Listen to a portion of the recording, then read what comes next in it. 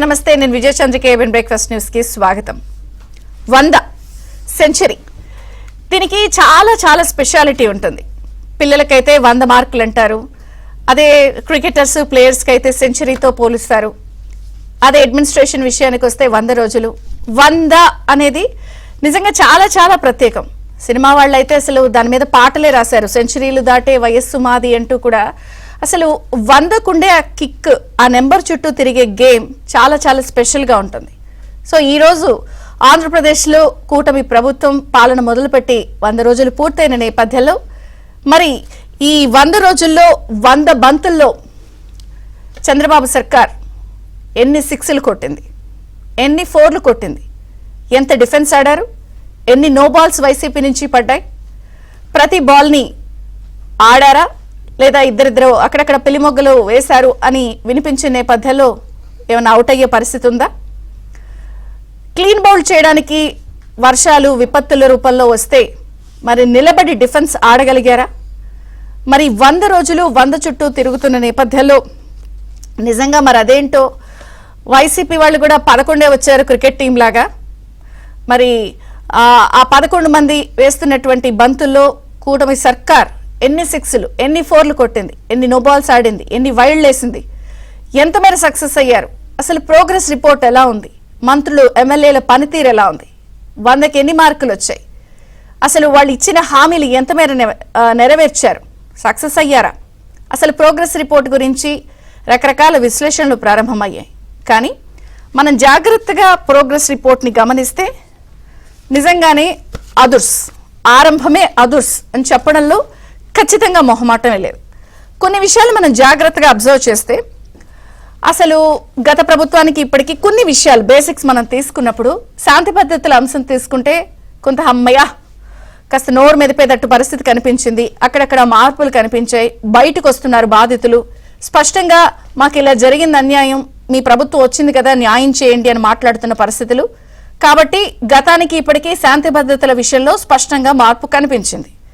అలాగే సామాన్యంగా సంకీర్ణ ప్రభుత్వాల్లో లేదా ఒక అలయన్స్ కాంబినేషన్లో 2-3 పార్టీలు ఉన్న వాటిల్లో అలకలు లుకలుకలు ఉంటాయి.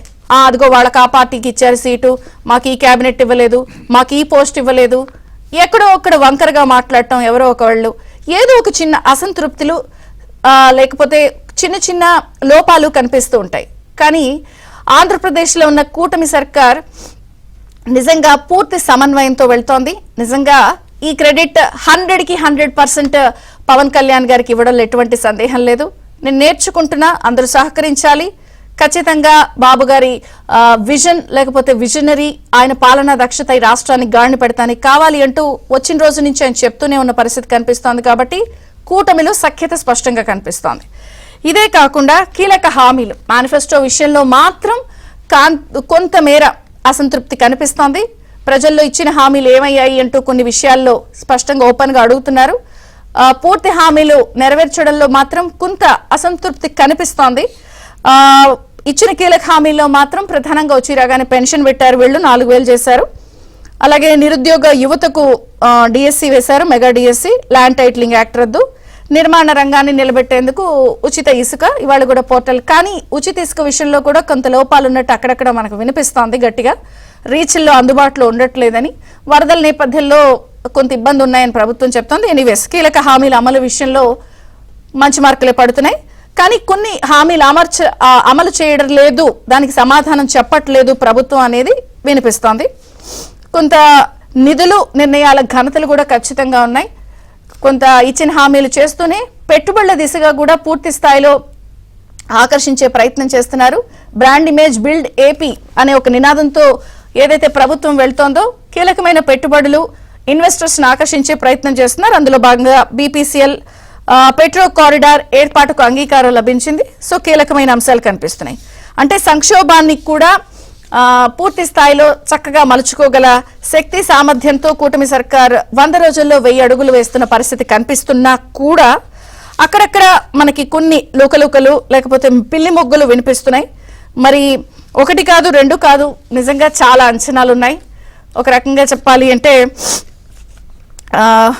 వేల సమస్యలుంటే లక్షల్లో మనకి దాన్ని ఏమంటారు ఇబ్బందులు ఉన్నాయి, ₹1 కోటి ఖర్చులున్నాయి.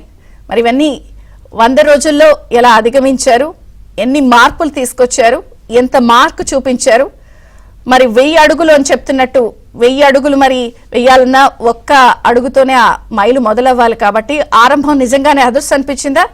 ఎవరెవరు ప్రోగ్రెస్ రిపోర్ట్లో ఎన్ని ఇక ఎంత వేగంతో వెళ్ళబోతున్నారు, ఎన్ని మార్పులు తీసుకురాబోతున్నారు, ఈ 100 రోజుల్లో కనిపించిన అంశాలేంటి చర్చిద్దాం. మనతో పాటు జాయిన్ అయ్యారు సీనియర్ జర్నలిస్ట్ విక్రమ్ పూలా గారు, జనసేన నుంచి కూసంపూడి శ్రీనివాస్ గారు, టీడీపీ నుంచి కేఎస్ జవహర్ గారు, మాజీ మంత్రి. అందరికీ స్వాగతం. విక్రమ్ పూలా గారు, సో చాలా గవర్నమెంట్స్ చూశారు. సో ఇప్పుడు చంద్రబాబు గారు 4.0లో 100 రోజులు పూర్తయింది. మీకు స్పష్టంగా కనిపించిన అంశాలేంటి? ది ఫస్ట్ అండ్ ఫార్మోస్ట్ ఏంటంటేనండి, డెమోక్రసీ రెస్టోర్ అయింది ఆంధ్రప్రదేశ్లో. మీకు ఎప్పుడైతే డెమోక్రసీ ఉండదో అక్కడి నుంచి దాని అవలక్షణాలన్నీ అనేక రకాలుగా ప్రస్ఫుటం అవుతుంది. 5 ఏళ్ల జగన్ గారి పరిపాలనలో అది చూసాం. డే 1 నుంచి ఆయన ఆ ప్రజావేదికను కూలగొట్టడం దగ్గర నుంచి వ్యవస్థలను ఏ విధంగా తన గుప్పిట్లో పెట్టుకొని, అంటే ప్రభుత్వం అనేది ప్రజల కోసం కాదు, కొంతమంది ప్రయోజనాల కోసం అనేది ఆయన ప్రూవ్ చేశాడు. సో దానికి తగినటువంటి మూల్యం కూడా చెల్లించారు. సో అది ఎన్నికల్లో చాలా స్పష్టంగా కనపడింది.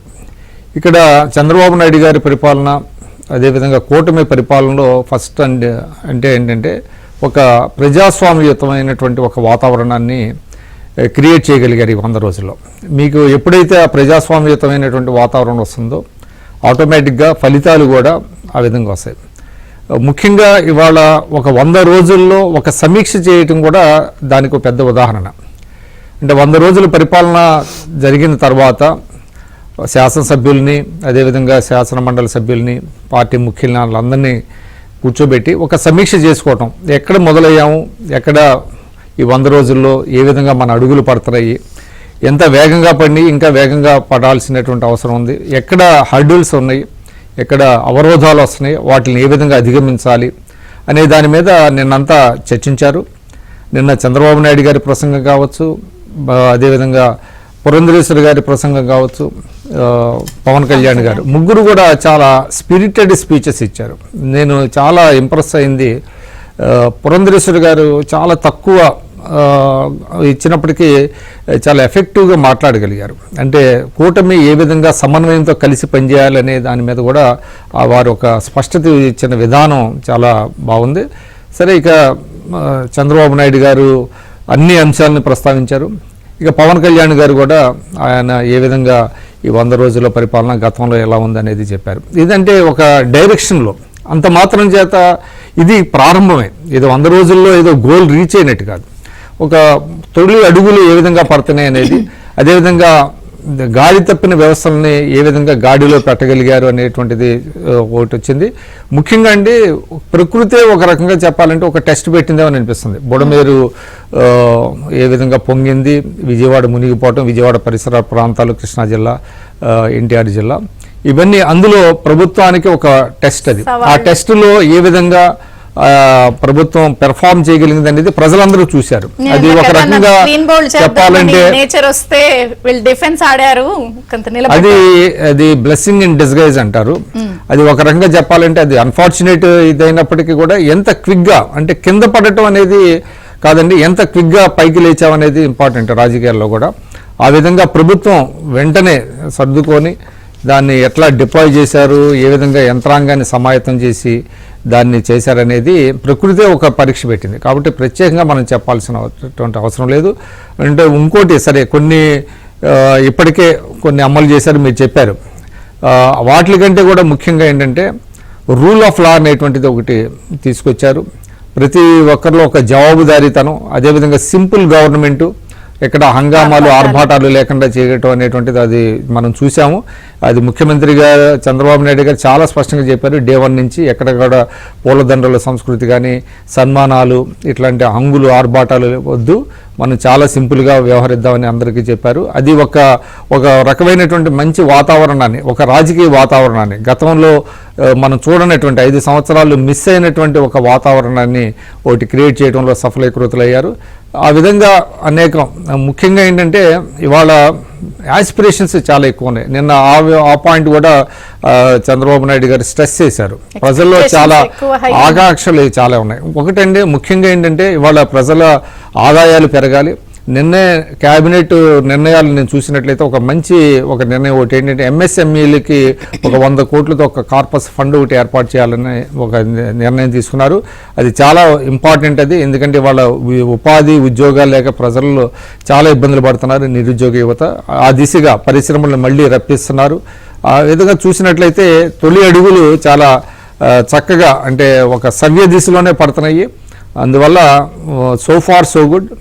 మీరు అన్నట్టుగా 100 రోజుల్లో 1000 అడుగులు వేసారా 2000 అడుగులు వేసారా అనేది ముఖ్యం కాదు. బట్ క్వాలిటీ పరంగా చూసినట్లయితే ఒక మంచి వాతావరణం అయితే రాష్ట్రంలో ఏర్పడింది. ఇది మంత్రులు ఎమ్మెల్యేలు స్పష్టంగా వీళ్ళు గతంతో పోలిస్తే ఇప్పుడు బెటర్ గా అనిపించింది ఏమన్నా మనం చూసాం కదా, మన మంత్రుల పెర్ఫార్మెన్స్ మొన్న వరదల్లో చూసాము. ఎవరికి వాళ్ళు అంటే ఫీల్డ్లో ప్రజాక్షేత్రంలో హోమ్ మినిస్టర్ గారు కావచ్చు, అదేవిధంగా లోకేష్ గారు కావచ్చు, రామానాయుడు గారు, అట్లాగే అందరూ కూడా ప్రతి ఒక్కరూ కూడా వాళ్ళకి ఇచ్చిన టాస్క్ని చాలా చక్కగా పెర్ఫామ్ చేశారు. నాదెండ్ల మనోహర్ గారు వీళ్ళందరూ కూడా చాలా చక్కగా పెర్ఫామ్ చేశారు. అంటే వాళ్ళకి నిన్న చంద్రబాబు నాయుడు గారు కూడా ఒకటి చెప్పారు, ఈవెన్ ఎమ్మెల్యేస్ కూడా వాళ్ళు కూడా ఒక విజన్ లాంటి డాక్యుమెంట్ ఒకటి తయారు చేసుకోవాలి. వాళ్ళు కూడా ఆ విజన్ కోసం పనిచేయాలి, ఆ విజన్ ప్రకారం పనిచేయాలని చెప్పారు. కాబట్టి మంత్రులు ఇవాళ ఎప్పుడైతే నాయకుడు కరెక్ట్గా ఉంటాడో మంత్రులు కూడా ఆ రకంగానే ఉంటారండి. అంటే లీడ్ బై అన్ ఎగ్జాంపుల్ అంటారు. చంద్రబాబు నాయుడు గారు ఆయన సెట్ చేసినటువంటి ఆయన ప్రమాణాలను అందుకోవడం చాలా కష్టం మిగతా వాళ్ళు, కానీ అందుకోవటానికి వాళ్ళు ప్రయత్నాలు చేశారు, చాలా సక్సెస్ అయ్యారు. కాబట్టి ఇది కొనసాగాలి. ఇది ఏంటంటే ఆరంభం బాగుంది, ఆరంభాన్ని కొనసాగించాలి. మీరు అన్నారు అక్కడక్కడ చిన్న డిస్టర్బెన్సెస్ అనివార్యంగా వస్తాయండి. ఇంత పెద్ద ప్రభుత్వంలో లోపాలు అనేది ఉంటుంది. అయితే ఎంత క్విక్గా వాటిని సరిచేశారు, ఆ లోపాలను సరిదిద్దారు అనేటువంటిది చాలా ఇంపార్టెంట్. ఇప్పటికే ఆయన 2-3 వార్నింగ్స్ కూడా ఇచ్చినట్టుగా మనం చూసాము. మీరు తప్పులు సరి చేసుకోండి అని చెప్పారు. కాబట్టి ఆ విధంగా కూడా మొత్తానికి చూసినట్లయితే ఈ 100 రోజుల పరిపాలన ప్రజలకు సంతృప్తి పరిచే విధంగానే ఉందని అనుకోవాలి. అదేవిధంగా ఇక 3 పార్టీల సమన్వయం కూడా మీరు అంటే చిన్న డిస్టర్బెన్సెస్ ఉంటాయి అన్నారు. కాకపోతే ప్రభుత్వాల్లో ఉంటాయి, అది సహజం. మీరు అన్నది చాలా 100% కరెక్ట్. కాబట్టి but in the larger interest of the state ఏంటంటే ముందుగానే అసలు ప్రభుత్వంలోకి రాకముందే ఎప్పుడైతే పొత్తు పెట్టుకున్నారో అక్కడే కొంత 1-2 మెట్లు దిగినటువంటి పరిస్థితి మనం చూసాం. ఏ విధంగా అసలు ఈ పొత్తు కుదిరింది అనేది చంద్రబాబు నాయుడు గారు కూడా మళ్ళీ నిన్న చెప్పారు. పురంధరేశ్వరి గారు కనుక లేకపోతే అసలు ఈ పొత్తు బీజేపీతో పొత్తు ఉండేది కాదేమో అని కూడా ఒక మాట కూడా అన్నారు. అది 100% కరెక్ట్. అది సో ఏ విధంగా ప్రజల కోసం మనం 1-2 మెట్లు దిగినా పర్వాలేదు అని అనుకున్నారు. పవన్ కళ్యాణ్ గారు కూడా ఇప్పటికీ కూడా ఆయన ఎక్కడా కూడా అంటే పదవుల కోసమో లేకపోతే ఇతరత్ర దీనికోసం ఎక్కడా చేయట్లేదు, వాళ్ళ ఎమ్మెల్యేలు కూడా ఎక్కడా చేయట్లేదు. కాబట్టి సమన్వయంతో ముందుకెళ్తున్నారు. అదేవిధంగా కేంద్రం కలవటం అనేటువంటిది రాష్ట్రానికి పెద్ద ప్లస్ అయింది అనేది కూడా నేను చంద్రబాబు నాయుడు గారు చెప్పారు. ఎందుకంటే పోలవరానికి సహాయం చేస్తున్నారు, అదేవిధంగా రాష్ట్ర అమరావతికి కూడా పెద్ద ఎత్తున ఫండ్స్ ఇస్తున్నారు. 15,000 కోట్లు, 14,500 కోట్లు. ఆ విధంగా జవహర్ గారితో కూడా మాట్లాడదాం. నమస్తే అండి, కొంచెం బ్రేక్ఫాస్ట్ న్యూస్ కి స్వాగతం. ఏంటి 100 రోజులు మీకు ఎలా అనిపిస్తుంది? టెస్ట్ మ్యాచ్ లాగా ఉందా, T20 లాగా ఉందా, వన్డే లాగా ఉందా? అంటే ఫస్ట్ ఆఫ్ ఆల్ కంగ్రాచులేషన్స్, మంచి అభినందనలు, అన్ని డైరెక్షన్ నుంచి అప్లాజ్ వస్తుంది. కానీ ఇల్లెక్కనే పండగ కాదంటారు కదా, సంబరాలు ఉన్నాయి, సమస్యలు ఉన్నాయి, ఏం చెప్తారు? విజయచంద్రి గారు, మీకు ప్యానెల్లో ఉన్న పెద్దలిద్దరికి నమస్కారం అండి. అంటే సంతోషంగా ఉందా, గర్వంగా ఉందా అంటే నేనైతే గర్వంగా ఉందని చెప్తా. సంతోషంగా ఉందంటే ఏదో యథాలాపంగా వెళ్తుంది, ఏదో కార్యక్రమాలు చేసుకుంటూ వెళ్తున్నారు అన్నట్టుగా ఉంటుంది. ఈ 100 రోజుల్లోనే చేసినటువంటి కార్యక్రమాలు, దాంతోపాటు వచ్చినటువంటి ప్రకృతి విపత్తులు, వీటన్నిటినీ కూడా అధిగమించుకుంటూ చేసుకున్నటువంటి విధానాలను బట్టి అంటే ఆ రోజున చంద్రబాబు గారు ముఖ్యమంత్రిగా ప్రమాణ స్వీకారం చేసిన రోజునే పెట్టిన 5 సంతకాలు, వాటి అమలు, అదే సందర్భంలో దాని తర్వాత తీసుకున్నటువంటి నిర్ణయాలు. ఎందుకంటే విజయచంద్ర గారు మాకు 164 మంది శాసనసభ్యులతోటి మాకు మంచి మెజారిటీ ఎందుకు ఇచ్చారంటే ఈ ప్రభుత్వం మీద, ఈ నాయకత్వం మీద ఒక నమ్మకంతో ప్రజలు ఇచ్చారు. సరే, ప్రజలైతే మాకు అధికారం ఇచ్చారు, కానీ యుద్ధం చేయడానికి ఆయుధాలు లేవు. ఉన్న ఆయుధాలన్నీ తుప్పుపట్టేసి ఉన్నాయి. శాంతి భద్రతలు లేవు, పోలవరం ఇబ్బందిలో ఉంది, రాజధాని ఇబ్బందుల్లో ఉంది, పక్క రాష్ట్రాలతో సఖ్యత లేదు, కేంద్రం వద్ద దగ్గరగా ఉండి ఏదైనా సాధించుకునేటువంటి మార్గాలు లేవు. అప్పుడు అంటే మొత్తం అంతా కూడా రాష్ట్రాలను చిన్నాభిన్నం చేసి జగన్మోహన్ రెడ్డి మా కూటమి చేతిలో పెట్టాడు. ఒక పక్కన రాష్ట్రాన్ని గాడిపెట్టెలో పని చేస్తాం పాటు మరియు ఆ దుర్మార్గులతో కూడా మేము యుద్ధం చేయవలసినటువంటి పరిస్థితి. ఎందుకంటే భారతదేశంలో ఏ రాష్ట్రంలో లేనటువంటి అత్యంత దుర్మార్గమైనటువంటి ప్రతిపక్షం ఉంది ఇక్కడ.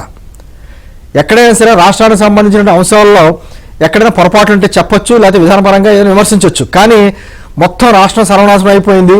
అసలు ఈ ప్రజలు సుఖంగా ఉండడానికి, సంతోషంగా ఉండడానికి ఇష్టం లేనటువంటి వ్యక్తులు ప్రతిపక్షంలో ఉన్నారు ఇక్కడ.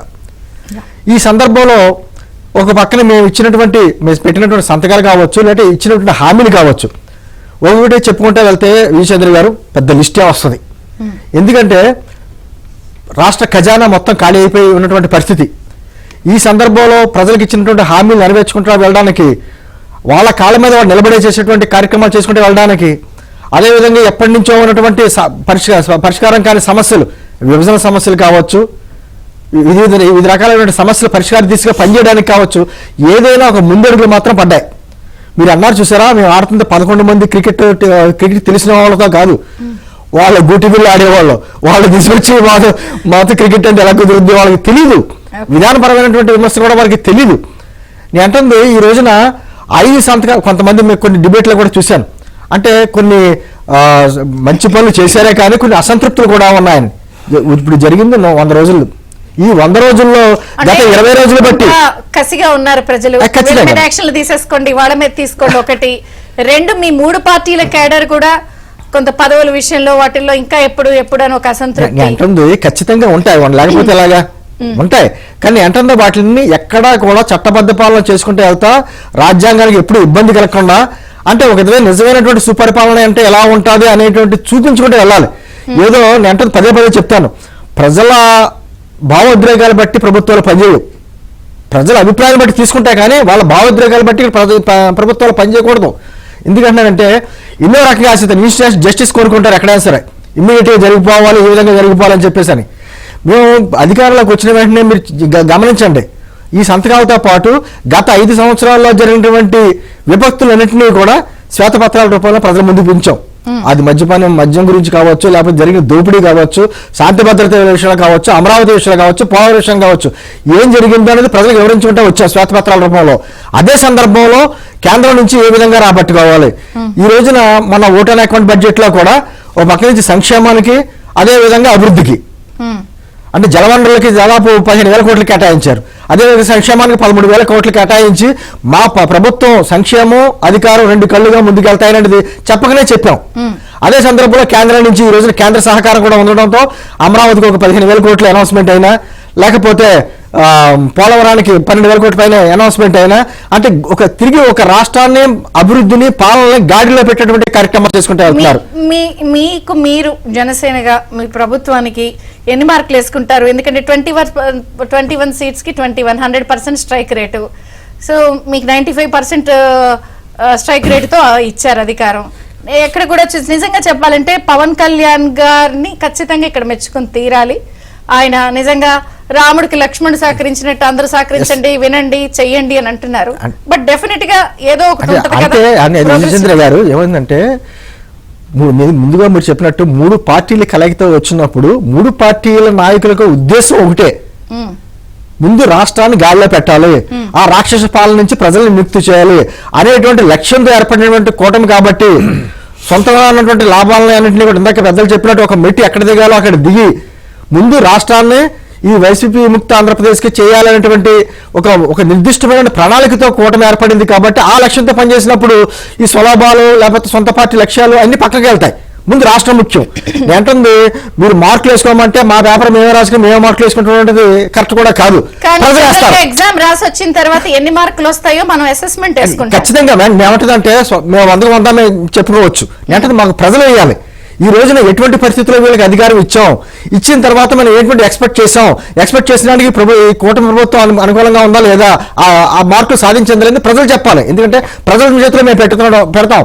అంటే ఒక రకమైనటువంటి ఇబ్బందుల్లో, ఆర్థిక ఇబ్బందులు, శాంతి భద్రతలు లేనటువంటి పరిస్థితుల్లో, ఇటువంటి ఉన్నప్పుడు పరిస్థితుల్లో అధికారం చేపట్టిన తర్వాత చంద్రబాబు గారు చేసేటువంటి కార్యక్రమాలు, ఆయన ఎక్కడా కూడా 24/7 అదే పని మీద ఆయన చేస్తున్న కార్యక్రమాలు.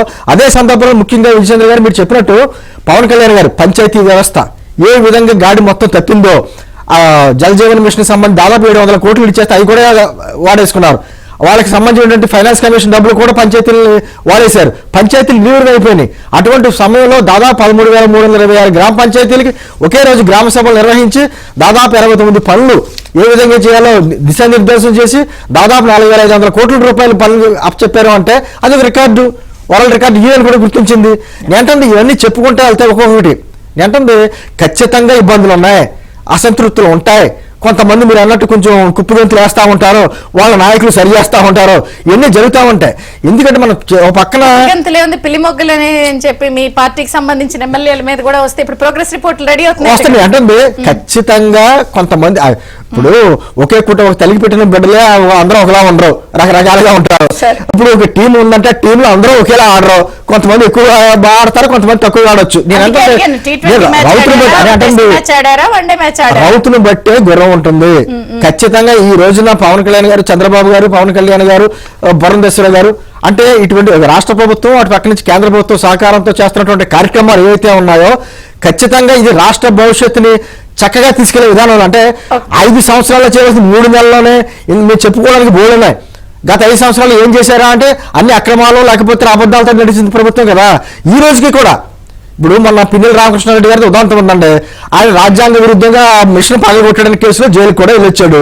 అతనికి ఈ రోజున పల్నాడు జిల్లా ప్రెసిడెంట్ ఇచ్చారు ప్రభుత్వం. అంటే వాళ్ళ ఉద్దేశం అర్థమవుతున్నాయి. అంటే ఆ దండుపాలెం బ్యాచ్ నే మళ్ళీ తీసుకొచ్చేటువంటి కార్యక్రమాలు వాళ్ళు చేసుకుంటూ వెళ్తున్నారు.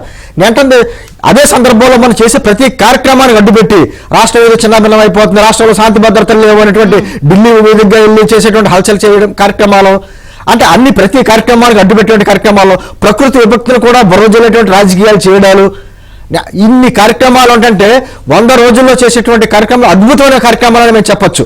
కొన్ని అసంతృప్తులు ఉన్నా మేము ఇచ్చినటువంటి 6 హామీలు ఏవైతే ఉన్నా 6 హామీల్లో కొన్ని నెరవేర్చుకుని అది కూడా ఆర్థికంగా కూడినవి. కొంత మహిళలకి బస్సు ఉత్తి బస్సు కానీ కొన్ని కార్యక్రమాలు ఖజానా మళ్ళీ నింపుకోవాలి. ఈ కార్యక్రమాలు చేసుకుంటే ఖచ్చితంగా మేము ముందంజలో ఉన్నాం.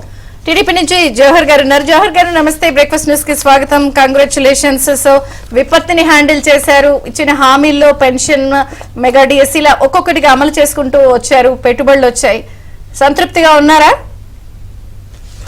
నమస్కారం అమ్మా, విక్రమ్ గౌలా గారికి, శ్రీనివాస్ గారికి, మీకు ప్రేక్షకులకు కూడా శుభోదయం. ఈ రోజు 100 రోజులు 1000 అడుగులు అనే ఇది తీసుకున్న సందర్భంలో ఈ రాష్ట్రంలో గత 5 సంవత్సరాల్లో ఎందుకంటే ఎప్పుడు కూడా కీడుని మనం తలుచుకుండా మేలు గురించి మాట్లాడటం అనేది సరైనది కాదనేది నా అభిప్రాయం.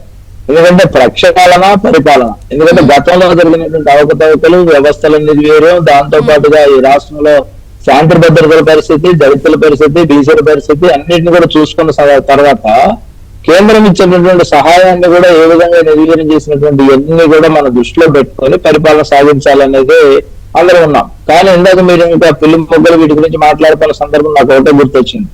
చంద్రబాబు నాయుడు గారు కానీ, లోకేష్ బాబు గారు కానీ, లేదంటే పవన్ కళ్యాణ్ గారు కానీ వీళ్ళందరూ కూడా సీరియస్ గా చేస్తా ఉన్న సందర్భం ఉంది. మీరు అన్నట్టుగా కొంతమంది ఇంకా హనీమూన్ పీరియడ్ అనుకుని ఒకళ్ళిద్దరు అలా చేస్తున్నటువంటి సందర్భం లేదనేది నేను అన్న. కానీ ఈ రోజు ఒక ఉమ్మడి కుటుంబం అనేది వ్యవస్థ అనేది ఎలా ఉంటుంది, దాని మధురాలు ఎలా ఉంటాయి అనేది మనం గతంలో చిన్నప్పుడు ఎప్పుడు ఉమ్మడి కుటుంబం అంటే ఎలా ఉంటుందో చూసుకున్నాం. ఈరోజు కూటమిలో కూడా ఒక ఉమ్మడి కుటుంబం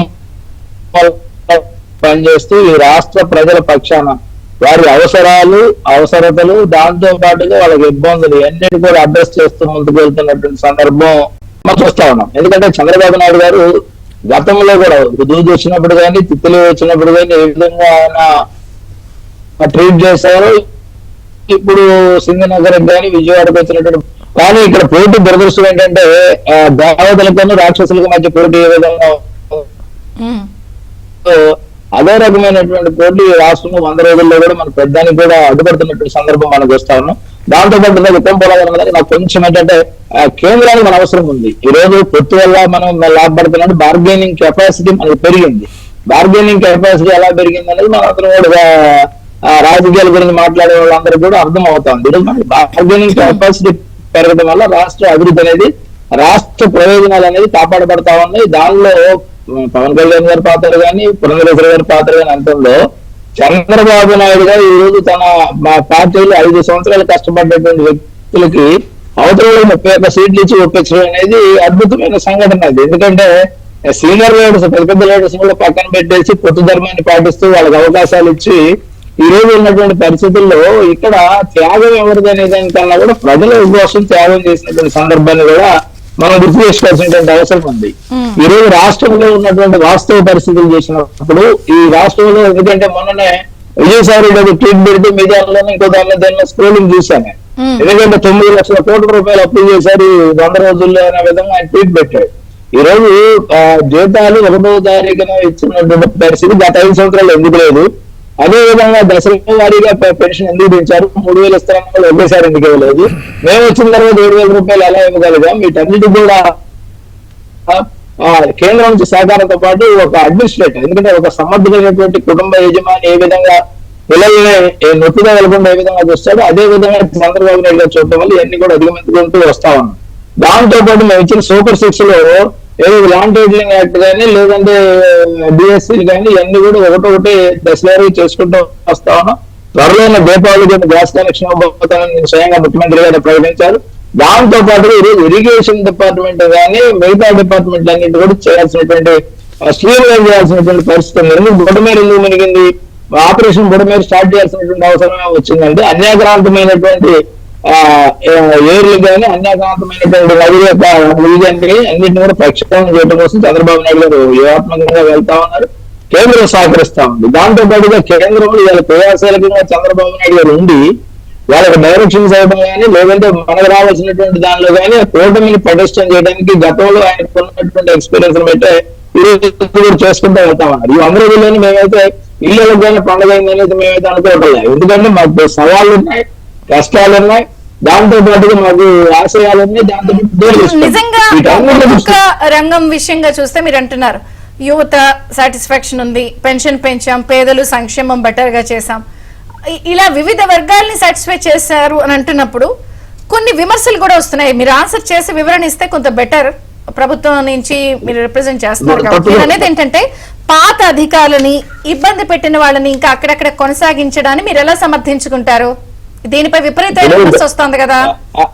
తప్పకుండా గతంలో నేను బడేటి బిజీ గారు ఇద్దరం కలిసేసి చంద్రబాబు నాయుడు గారి దగ్గరికి రఘురామిరెడ్డి అనేటువంటి ఒక ఎస్పీని ఇక్కడ ఎస్పీ గారు ఇచ్చినప్పుడు మేమిద్దరు వెళ్ళి సార్ని అడిగాం. సార్ అలాంటి వ్యక్తి ఇక్కడ డైరెక్ట్ జగన్మోహన్ రెడ్డికి అనుచరుడిగా ఉన్నటువంటి వ్యక్తిని తీసుకొచ్చి మీరు ఇక్కడ వేస్తే మేము ఇబ్బంది పడతాం సార్ అంటే చంద్రబాబు నాయుడు గారు ఒకటే సమాధానం, ఉన్న వాళ్ళతో పని చేపించుకోవటం, దాంతో పాటుగా ఉన్న వాళ్ళు కొంచెం బెటర్ అని ఆలోచన చేశాను తప్ప నాకు సాఫ్ట్వేర్ ఏమి లేదని చెప్తా ఉన్నటువంటి పరిస్థితి. దాంతో పాటు ఈ రోజు నిన్న కూడా ఒక డిబేట్ లో చెప్పా, ఈ రోజు ఐఏఎస్లు కానీ ఐపీఎస్ కానీ పాలకులకు ఎందుకు తొత్తులుగా మారుతున్నారు, గతంలో ఆ పాలకులు తొత్తులు ఎందుకు మారారు అనే దాన్ని నేను ఒకటే చెప్పాను. వాళ్ళ ఆస్తులు అంటున్నాయి, ఆస్తులు అటాచ్ చేయండి.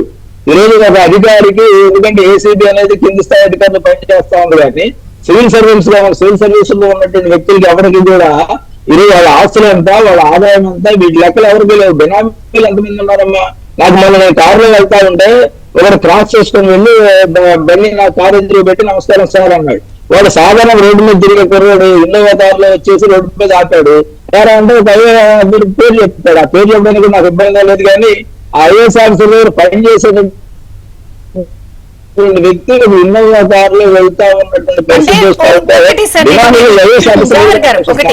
ఇలా కొన్ని విషయాల్లో లూజ్ గా ఉన్నప్పుడు అవే హైలైట్ అవుతాయి కదా. ఇప్పుడు ఇంకొక అంశం కూడా ఉంది, అంటే నేను అనేది ఇది స్ట్రెస్ చేయడం లేదు, ఇలా విమర్శలు వస్తున్నాయి పాత అధికారులనే, పాత వాళ్ళు ఇబ్బంది పెట్టిన వాళ్లే కొనసాగింపు, లేదా ఇప్పుడు తాజాగా మరొక ఘటన జరిగింది.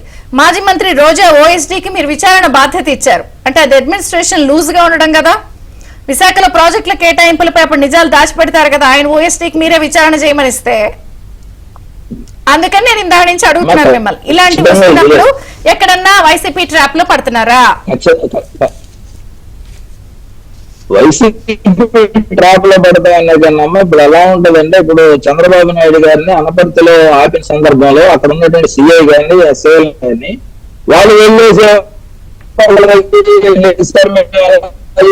చేసామంటే వాళ్ళు పొరపాటు ఇక్కడ కమ్యూనికేషన్ గ్యాప్ వచ్చిన సందర్భంలో అక్కడ జరుగుతూ ఉంటాయి. దాన్ని కూడా మన గట్టిగా గొడవ చేసుకొని అది ఎలా కుదిరిద్ది, చంద్రబాబు నాయుడు గారు స్వయంగా రోడ్డు మీద అడ్డంగా కూర్చోబెట్టేసి ఆయన వెళ్లకుండా అడ్డుకున్నటువంటి వ్యక్తులు ఈరోజు పోస్టులు చేసినటువంటి పరిస్థితి ఉంది. దానిలో మేము కూడా మెల్లవెల్లలు పెడతా ఉన్నాం, నాయకుడి దృష్టిలో తీసుకెళ్తా ఉన్నాం. చాలా వరకు కూడా దాన్ని ప్రక్షాళన చేయడానికి ఇందాక మొదట్లో ఉన్న ప్రక్షాళన పరిపాలన మా రెండు ఇప్పుడు ఒక మాజీ మంత్రి హయాంలో అవకతవకలు జరిగితే విచారణకు వాళ్ళనే ఓఎస్టీగా నియమిస్తున్నారు అంటే గవర్నమెంట్ ని మిస్లీడ్ చేస్తున్నారా, అడ్మినిస్ట్రేషన్ లూజ్ ఉందా అన్నది చర్చ వెళ్ళిపోతుంది. మీరు పాపం అన్ని కలగలిపి చేస్తున్నప్పుడు అది ఖచ్చితంగా ఆ ఇబ్బంది ఉన్న వాళ్ళలో మేము కొంచెం బెటర్ ఎత్తుకోవాల్సినటువంటి పరిస్థితి. బయట నుంచి ఐఏఎస్లు వీళ్ళందరూ పక్క రాష్ట్రం పంపి పక్క రాష్ట్రం వాళ్ళందరూ ఇక్కడ తెచ్చిపెట్టడంతో గ్రూప్ నాకు మా దగ్గర అవకాశాలు లేవు. లేదంటే అభివృద్ధి చేయాల్సిన పరిస్థితి. వేళలో 70% మంది 30% అయితే ఏదైతే పెనల్ కోడ్స్ కానీ రాజ్యాంగానికి కానీ కట్టుబడి పనిచేసిన అధికారులు ఉన్నారు. మిగతా 70% ఇందాక నేను అదే మొత్తుకుంటారు. వీళ్ళు అవకాశవాదులుగా మారడానికి కానీ వీళ్ళు ఆ విధంగా తొత్తులుగా వ్యవహరించడానికి కానీ ఈరోజు ఐపీఎస్లు ఏదైతే చెత్తైన కేసులు 3 సస్పెండ్ అయినటువంటి వ్యక్తులు ఆస్తుల వివరాలు ఏమంటున్నాను నేను. వాళ్ళు ఎంత సంపాదించారు? ఒకడేమో సముద్ర మార్గం ఉంటే పారిపోయిన ఉన్నాడు. అసలు వీళ్ళు ఎందుకు పారిపోయేంత డబ్బులు ఎక్కడ సంపాదించారు? వీళ్ళు సొంత దీవులను కొనుక్కొని ఎక్కడ దీవుల్లో ఆ స్వామిలాగానో బాబాలాగానో బతుకుదాం అనుకున్నారా? వీళ్ళ ఆస్తుల వివరాలు ఏమున్నాయి? ఈ రోజు వాటన్ని కూడా బయటకు తీసుకొస్తే ఖచ్చితంగా ప్రక్షాళన, ఆర్థిక ప్రక్షాళన అధికారులు జరగాలి, అధికారుల సంపాదన జరగాలి. ఎందుకంటే స్వయంగా రాజమండ్రి కలెక్టర్ గతంలో పనిచేసినటువంటి మాధవలత గారు ఇక్కడ ఆఖరి వెళ్ళిపోతూ కూడా ఏదైనా పనులు తెచ్చుకోవడం అందరూ కబుర్లు చేసి వెళ్ళింది. అంటే తెచ్చుకోవాలంటే డబ్బులు, అసలు ఆ ఆస్తులు ఎంతో బయటకు తీయాల్సినటువంటి అవసరం ఉంది. అలాంటి అధికారులు ఇంకా ఉన్నటువంటి పరిస్థితుల్లో ఈ రాష్ట్రంలో ఇబ్బందులు ఉన్నాయి. ఖచ్చితంగా మీరు అన్నదానికి నేనేమి అంగీకరించకుండా లేదు, మేము వేరే మొత్తం అతిథులు నేనే చెప్పలేదు. కానీ మీ ప్రభుత్వానికి అప్రతిష్ట పాలు చేయరని గ్యారంటీ అని ఇవ్వగలరా? చేస్తారమ్మా. అందుకనే ఇప్పుడు మీరు మీలాంటి దృష్టికి తీసుకొస్తున్నారు. మా దృష్టికి వచ్చి ఖచ్చితంగా మేము నాయకుడి దృష్టికి తీసుకెళ్తాం. రక్షణ జరుగుతా ఉంది. దానిలో ఎటువంటి అనుమానం కానీ మరి దేశాలు ఒప్పుకోవడానికి మాకు కూడా ఏం జరగట్లేదు, అంత ఫీల్ గుడ్ అనే దీనిలో వెళ్ళాం. ఖచ్చితంగా ఎక్కడ వెళ్తామో అడగడతాం. ఎందుకంటే మీకు మీరు ఎంత సంతృప్తిలో ఉన్నారు? 100 రోజుల మీరు ఎన్ని మార్కులు వేసుకుంటారు? మీ సెల్ఫ్ అసెస్మెంట్ ఎంత? వాళ్ళని అడిగాను, మిమ్మల్ని అడుగుతున్నాను. 100కి ఎన్ని? ఇందాక శ్రీనివాస్ గారు చెప్పారు, మేమే రాసాం పరీక్ష. విషయాలు మనం అడ్మినిస్ట్రేషన్ మాట్లాడుకున్నాం, బదిలీలు మాట్లాడుకున్నాం, హామీలు, పరిపాలన. అంటే సంతృప్తిగా ఉన్నా కూడా ప్రతిదీ ఆహా ఓహో అని పొగడకపోయినా డెఫినెట్ గా ముందు కొన్ని సవాళ్లు, సమస్యలు ఉన్నాయి. మీరు ఏమని ఐడెంటిఫై చేశారు? అండ్ వీళ్ళు చేస్తున్న అంశాల్లో ఫ్లాస్ ఏమన్నా ఉన్నాయా? ఫ్లాస్ ఏమున్నాయో, లోపాలు ఏమున్నాయో పత్రికలు ఎత్తి చూపిస్తున్నాయండి. దాని మీద పత్రికలు ఎత్తి చూపించేట్ల మీద వాళ్ళు ఫోకస్ చేసుకోవాల్సినటువంటి అవసరం ఉంది. ఇంకోటి కూడా నేను గవర్నమెంట్ని కాషన్ చేయదలుచుకున్న ఒక ఇంపార్టెంట్ థింగ్ ఏంటంటే, ఇవాళ పార్టీలు మారి అంటే ఫిరాయింపుదారులకి చెక్ పెట్టాలనేది ఒక నిర్ణయం తీసుకున్నారు. ముఖ్యంగా ఎవరైతే పార్టీ మారుతారో వాళ్ళు రాజీనామా చేసి రావాలనేది ఒక నిర్ణయం తీసుకున్నట్టుగా మనం చూసాం. కానీ ఇది కేవలం ఎంపీలకి, ఎమ్మెల్యేలకి కాదు, కింది స్థాయిలో కూడా ఉండాల్సినటువంటి అవసరం ఉంది. అది మేయర్లు కావచ్చు, మున్సిపల్ కమిషనర్, అదే మున్సిపల్ చైర్మన్ కావచ్చు, కార్పొరేటర్లు కావచ్చు, వీళ్ళందరూ కూడా పార్టీలు మారాలనుకున్నప్పుడు రాజీనామాలు చేయాలి. లేకపోతే ఏమవుతుందంటే అక్కడ మళ్ళీ సమస్యలు వస్తాయి. అంటే టెంపరీగా తాత్కాలిక ప్రయోజనాలు ఉండొచ్చేమో కానీ మళ్ళీ పార్టీల్లో ఇబ్బందులు వస్తూ ఉంటాయి. కాబట్టి దాని మీద కూడా దృష్టి పెట్టాల్సిన అవసరం ఉంది. ఒక నిర్ణయం తీసుకున్నప్పుడు అది పైనుంచి కింద వరకు అది అమలు జరగాలి. కేవలం పై స్థాయిలో మాత్రమే కొన్ని విలువలు పాటించడం, కోవర్ట్ కల్చర్ పెరిగే అవకాశం కూడా ఉంటుంది. కోవర్ట్ కాదండి, ముందు పార్టీలో ఇబ్బందులు వస్తాయి.